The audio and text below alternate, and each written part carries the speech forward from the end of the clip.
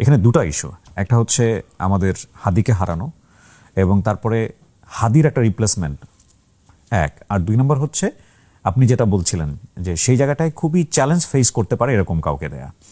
এবং আমি আপনার সম্পর্কে এরকম শুনেছি, টুকটাক যতটুকু জেনেছি, সেটা হচ্ছে আপনি বাই ন্যাচারালি এরকম খুব চ্যালেঞ্জ নিতে পছন্দ করেন। আপনার সম্পর্কে এরকম একটা গল্প আমি শুনেছি, আমি জানি না কতটুকু সত্য, আপনার মুখ থেকে শুনবো। আপনি জেল থেকে বের হয়ে ভর্তি পরীক্ষায় নাকি 11তম হয়েছিলেন। জি। এটা আপনারা জানেন কিনা জানি না, তার মানে ও কি পরিমাণ মেরিটোরিয়াস, এবং ঢাকা ইউনিভার্সিটিতে সেটা। হ্যাঁ, ঢাকা ইউনিভার্সিটি। কি স্টোরিটা আমাকে একটু বলেন তো। আমি বেসিক্যালি আমার ইন্টারে ইউনিভার্সিটির সিলেবাসটা শেষ করি।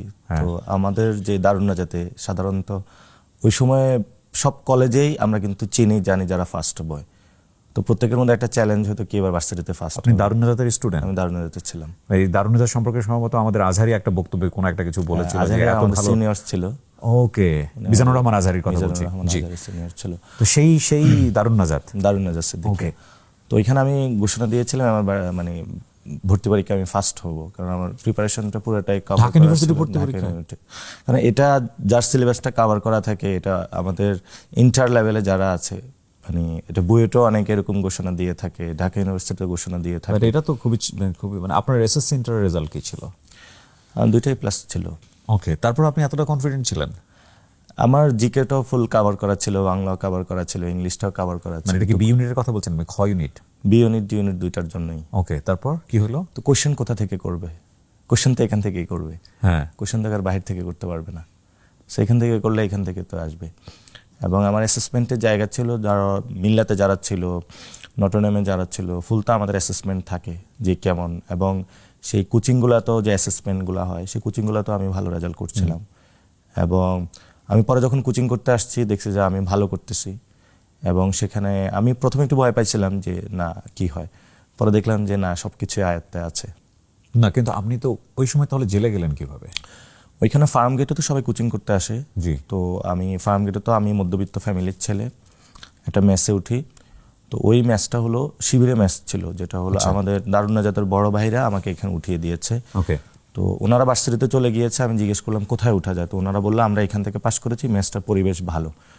তো তেজকুনি পাড়ায় মসজিদে এটা নামাজের পরে যে হেফাজতে ইসলামের তখন আন্দোলন চলতেছিল ইসলাম নিয়ে। কত সালের গল্প এটা? 13 সালে। 2013 সালে। 13 সালে। ওকে। তো মসজিদে নামাজের পরে আন্দোলন হয়েছিল।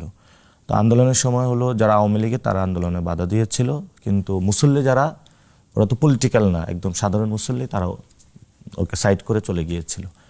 তো রাতের বেলায় হলো ওই জায়গাতে মেসে পুলিশ আসে, এবং আমি বাংলা শিট পড়তেছিলাম। তো এসে সবাইকে মারধর শুরু করে। তো আমি তো তাকায় আছি এরা কই থেকে আসলো, বড় বড় অস্ত্র সব কিছু। পরে আমাদেরকে মারলো, পরে চোখ বাইন্দা থানা নিয়ে গেল। তো থানা নিয়ে রাখলো, নির্যাতন করলো, রাতের বেলায় ডাকলো, যেদিকে রিমান্ডে নিয়ে গেল। তো আমাকে প্রথমে অনেক মারছে, পরে আমি সেন্সলেস এসে আবার ধরে নিয়ে গেছে। ওহো। তারপরে পা উপরের দিকে দিয়ে মাথা নিচের দিকে দিয়ে আবার মারছে, মারার পরে আবার সেন্সলেস এসে নিয়ে আসছে। তো আমি তো দারুণ নাজাতের কারণে আমি দেখা গেছে সব ওয়াক্ত নামাজ পড়ি। তো আমি দাঁড়াতে যাচ্ছিলাম, দাঁড়াতে পারছিলাম না, পরে ডান পা ভেঙে দিয়েছিল তারা। তো আবার নিয়ে আমাকে মারছে। এইরকম আক্রোশ হওয়ার কারণটা কি? মানে আপনার তো কোনো ধরনের ব্যাকগ্রাউন্ড ছিল না যে লাইক আমি জিজ্ঞেস করছিলাম যে আমাকে ধরে নিয়ে আসছেন কেন, বললো আজকে 24 জনকে ধরতে হবে, এর মধ্যে তুমিও আছো। মানে তাদের প্রত্যেকটা থানা একটা কোটা থাকতো, পুলিশের উপর একটা বার্ডেন ছিল। এখন যারা অ্যাকচুয়াল ফাইটার তাদের তো আসলে ধরা যায় না, তাদের সব ধরনের অ্যারেঞ্জমেন্ট থাকে, কোথায় পালিয়ে যাবে, কোথায় কি করবে, অথবা যারা ওই সময় পলিটিক্যালি খুবই ওই সময় আন্দোলন করতেছিল। তো ওইখানে হলো শিবিরেরও কিছু লোক এসে রাতে ছিল। তো ওরা এটাকে সেফ জোন মনে করছে, তাদের ফোন ট্র্যাকিং করে আবার এইখানে এসেছে। আমরা একদম অধিকাংশ স্টুডেন্ট ছিলাম, এবং আমাদের অনেকের এই জীবনটা ব্যাহত, মানে আমরা যেই এক্সপেকটেশনটা ছিল যে ঠিক আছে একটা ট্রমা ছাড়াই জীবনটা একদম ইউনিভার্সিটি যাবে, ইউনিভার্সিটি ভর্তি হব, টিচার হব বা বিসিএস দিব, এটার মধ্যে ছিল। ওইখানে আসলে জীবনে বাঘটা ঘুরে যায়। তো আপনার পাটা ভেঙে গেল? তারপরে পা ভেঙে তারপরে আমি তো দাঁড়াতে যাচ্ছিলাম, পরে দাঁড়াতে পারতেছিলাম না। পরে বললো যে তুই তো আসলে শিবির, তুই নামাজ পড়তেছিস। আমি বললাম আমি তো নামাজ দারুন নাজাত থেকে পড়ি, দারুন নাজাতে তো আসলে এটা করা যায় না। তো পরে আবার মারলো, মেরে রেখে দিল। তো ওইখানে আসলে জায়গাটা ছিল খুবই স্যাঁতস্যাঁতে, থানার যেটা, এটা আসলে চেঞ্জ করা উচিত বাংলাদেশে। পানি নাই, ওয়াশরুমের খুব বাজে অবস্থা, এবং আপনি যে শুইবেন ওই জায়গাটাও নাই, এবং দিন রাত আপনি পার্থক্য করতে পারবেন না। ছোট একটা বাল্ব জলে। তা আমার বেসিক্যালি ওইখানে তেজগাঁও থানাতে ছিলাম, তো পাশের থেকে মসজিদের আজান দিত যখন, তখন আওয়াজটা একটু পেতাম, ওইটা অনুযায়ী আমি ক্যালকুলেট করতে পারতাম কখন আমি নামাজ পড়বো। তো এটার পরে তো আমার আব্বুকে খোঁজ দেই, সেন্ট্রিকে আমার পকেটে 400 টাকা ছিল। তো এই সময় কিন্তু অনেকে ঘুমও হয়ে যায় যদি বাসায় না জানে। তো পরে আব্বু খোঁজ পাইছে, পরে লয়ারের সাথে যোগাযোগ করছে, তো পরে আমাদেরকে জেলে অর্থাৎ ম্যাজিস্ট্রেট কোর্টে উঠাইছে, ওইখান থেকে পরে রায় দিয়ে পাঠিয়ে দিচ্ছে কাশিমপুর কারাগারে। প্রথমে পাঠাইছে কেন্দ্রীয় কারাগারে, যেটা এখন নাই, এটা পরিবর্তন হয়ে এখন হলো কেরানীগঞ্জে গিয়েছে। তো ওইখানে আমরা 2 দিন ছিলাম। আমার প্রথমে দিছে একটা রুটিটা খুবই মানে খাবারের যোগ্য না। পরে আমি এটা পকেটে নিলাম, কারণ এটা আমি খাওয়ার আসলে এটা কীভাবে খাবো এটা আমি হচ্ছিল না। আর পরে খিচুড়ি দিল, খিচুড়িতে আসলে পোকামাকড় মানে একদম এরকম করতেছে। তো পরে জেলের ভিতরে কিন্তু আবার রান্না বান্না অথবা খাবার কেনার সিস্টেম আছে, কিন্তু প্রিভিয়াসলি যারা গিয়েছে একজন দেখছিল যে আমার খুব বাজে অবস্থা, পরে আমাকে মানে আমার সকালবেলা থেকে একদম সন্ধ্যার দিকে খাবার দিয়েছিল একটু, পরে ওইটা আমি খেয়েছি। আর ওইখানে একটা নিয়ম আছে যে ইলিশ ফাইল, অর্থাৎ আপনি এইভাবে ঘুমাইতে পারবেন না, এইভাবে, অর্থাৎ ইলিশ মাছ যখন বিক্রি করে এইভাবে জায়গার সংকট।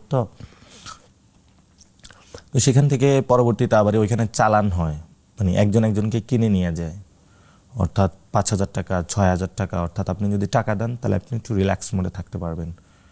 তো আমার তো এরকম কেউ ছিল না, আমার ফ্যামিলি তো খোঁজ খবর নেই যে আমাকে কেউ কিনে নিয়ে যাবে, বা সাংগঠনিক যারা ছিল বা পলিটিক্যাল যারা ছিল তারা তো হেল্পিংয়ের জায়গাটা ছিল।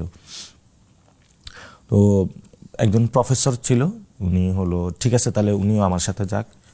পরে দিন হসপিটালে 1 রাত ছিলাম, পরে তো আমাদেরকে ওইখান থেকে আবার শিফট করে কাশিমপুর কারাগার হাই সিকিউরিটি জেলে পাঠালো।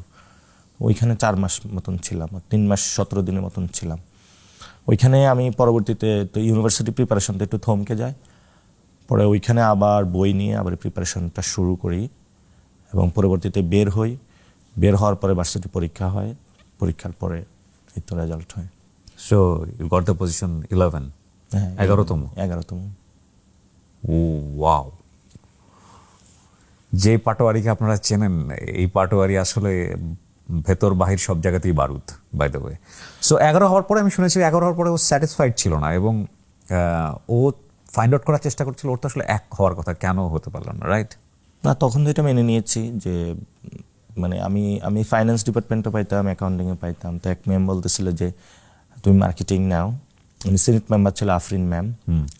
তো আমি এখন যেখানে থাকি পরিবাগে, ওই আফরিন ম্যামের ফ্ল্যাটে ছিল, পরে ওনার ইউএসএ চলে গেছে, আমাকে এটা বলেছে তুমি এখানে থাকো।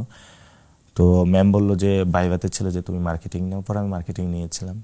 হোপসো এটাই হয়তো ক্যাম্পেইনে একটু কাজে লেগেছে মার্কেটিং। ওকে, ফাইন। সো আপনি একদমই ট্র্যাডিশনাল ওয়েতে পড়াশোনা করছিলেন, নাকি এই রাজনীতির সঙ্গে আপনার কোনো ধরনের যুক্ততা ছিল, বা রাজনীতির বাইরেও যদি আমি বলি সবসময় নাগরিক অধিকার নিয়ে সোচ্চার হওয়া, এই ব্যাপারগুলো থেকে আপনি ইনভলভ ছিলেন?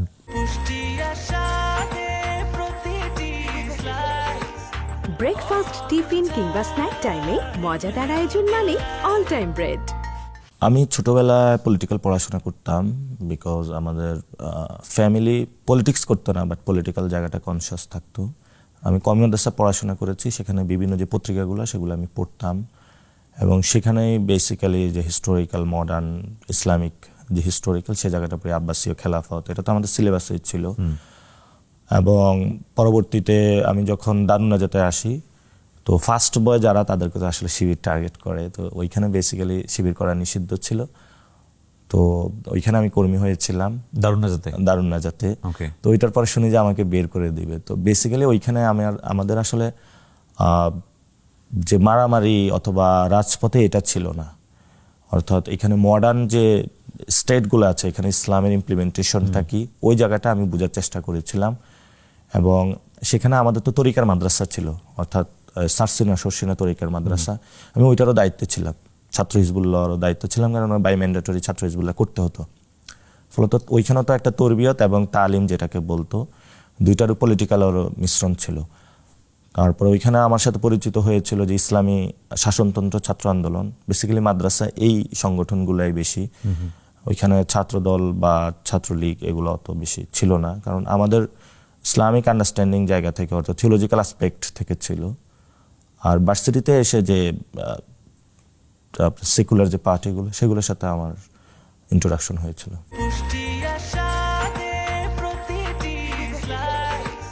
ব্রেকফাস্ট টিফিন কিংবা স্ন্যাক টাইমে মজাদার আয়োজন মানে অল টাইম ব্রেড।